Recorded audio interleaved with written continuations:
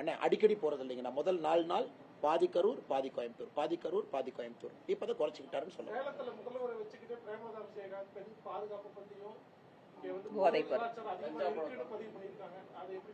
பிரேமலதா அக்காவை சில நேரத்தில் நம்ம பாராட்டணும்.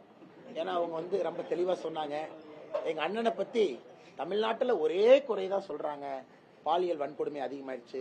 எங்க அண்ணனை பத்தி ஒரே குறைதான் சொல்றாங்க, கஞ்சா புழக்கம் அதிகமாயிருச்சுன்னு. அதனால பிரேமலதா அக்கா அப்பப்ப உண்மையும் பேசிடுறாங்க. நாங்க அதை வரவேற்கிறோம்.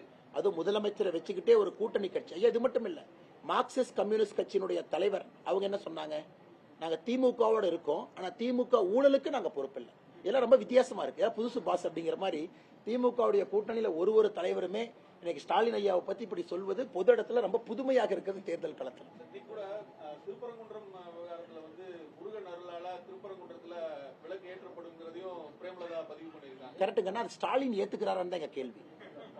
தமிழ்நாட்டினுடைய முதலமைச்சர் வேட்பாளர் பிரேமலதா அக்கா இல்ல, திமுக சைடுல முதலமைச்சர் வேட்பாளர் ஸ்டாலின் ஐயா.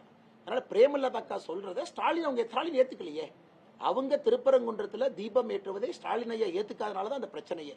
அதே திருப்பரங்குன்றத்துல ராஜன் செல்லப்பான்னு நம்முடைய அனைத்து இந்திய அண்ணா திராவிட முன்னேற்ற கழகத்தினுடைய வெற்றி வேட்பாளர், அவர் பிரச்சாரத்தையே தீபம் வெளியே ஏத்தி தான் ஆரம்பிச்சார். அப்படிதான் பிரச்சாரத்தையே ஆரம்பிச்சார். ஏன்னா நாங்கெல்லாம் ஒரு பக்கம் இருக்கோம், கோர்ட்டினுடைய வெர்டிக்ட மதிக்கணும். அதனால பிரேமலதா அக்கா சும்மா சொல்றாங்க, ஆனா ஸ்டாலின் ஏற்றுக்கொள்கின்றார்கள் அப்படிங்கறதே பிரேமலதா அக்கா தெளிவுபடுத்தணும்ல.